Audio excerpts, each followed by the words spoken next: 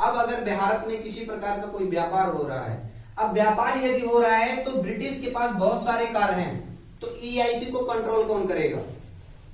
तो इन्होंने क्या किया, ब्रिटिश संसद के द्वारा एक नियमावली भारत में लागू की गई और इसके लिए एक बोर्ड बनाया गया जिसका नाम था board of control.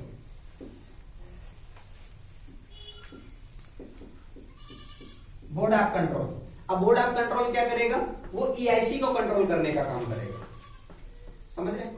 Board of control जो होगा वो ईआईसी को कंट्रोल करने का कार्य करेगा और इसी के तहत अब ईआईसी भारत में जाएगी और भारत में जाकर के अपने व्यापार को संचालित करेगी। तो आप समझ सकते हैं कि जब ईआईसी भारत में व्यापार को संचालित करेगी तो हो सकता है कि भारत के अंतर्गत होने वाले व्यक्तियों में से कुछ लोग ऐसे भी व्यक्ति हों जो नियम तरीके से कार न चलाएं।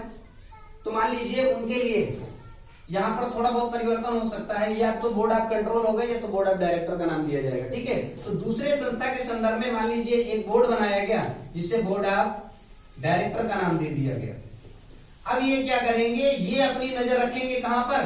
भारत में, और ये नजर रखेंगे ईआईसी पर। इसी को कहा जाता है 1784 के पिट्स इंडिया एक्ट के अंतर्गत भारत में पहली बार क्या लाया गया? द्वैध शासन प्रणाली। समझ में आ गया? इसी को द्वैध शासन प्रणाली कहा जाता है कि कोई एक व्यक्ति पूरे कार्यों को संचालित नहीं कर सकता, तो इसलिए दो अलग अलग बोर्ड बना दिए गए कि भाई आप जाइए बोर्ड ऑफ डायरेक्टर के रूप में कार्य करिए और आप बोर्ड ऑफ कंट्रोल के रूप में कार्य करिए। दोनों को संभालने का कार्य करेंगे और जब किसी एक कार्य को संचालित करने पर किसी सामने बैठे हुए व्यक्ति की बराबर नजर रहती तो आप समझ सकते हैं कि वो कार्य सही तरीके से चलता। एक भी ये कारण हो गया। अब इसके बाद बात करना अगला जो आएगा आपका वेरी वेरी मोस्ट इंपॉर्टेंट। अगला जो आपका आएगा जिसे हम कह सकते हैं 1786 से संबंधित 1786 का भारत शासन अधिनियम। ठीक है, उसे देख लीजिए। ब्रिटिश कानून।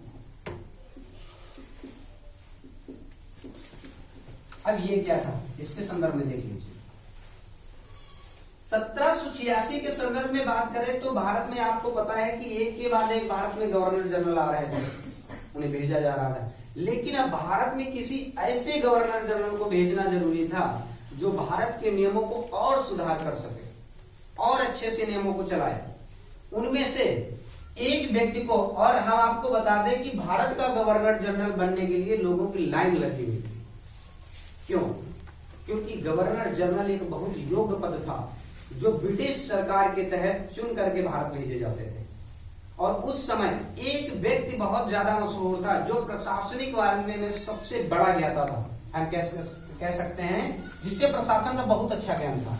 और उस व्यक्ति का नाम था, आपने पढ़ा होगा, उसका नाम था लॉर्ड कॉर्नवालिस। इस व्यक्ति को ब्रिटिश संसद के द्वारा चुना गया और कहा गया कि भाई आप जाइए, आपको भारत में कानून को संचालित करना। इस व्यक्ति ने भारत में आने से मना कर दिया। अब आप समझ सकते हैं ये पहला ऐसा व्यक्ति था, यहां लोग गवर्नर जनरल बनने के लिए लाइन में लगे हुए थे, लेकिन ये ऐसा पहला व्यक्ति था जो कॉर्नवालिस, ये भारत में गवर्नर जनरल बनने के लिए इसने मना कर दिया। लेकिन इसके कई कारण थे, आखिर इसने भारत में गवर्नर जनरल बनने के लिए क्यों मना कर दिया? इसने कहा नहीं, मैं जाने वाला नहीं हूं भारत में। तो बोलिए अजीब बात है, इतने लोग गवर्नर जनरल बनने के लिए तैयार है, पीछे लोगों की लाइन लगी हुई है, हम किसी को गवर्नर जनरल बना के नहीं भेज रहे हैं, आप जाने के लिए तैयार नहीं। इसने कहा मैं जा सकता हूं, लेकिन एक शर्त में जा सकता हूं। तो बोलिए बताइए, अगर ऐसी कोई और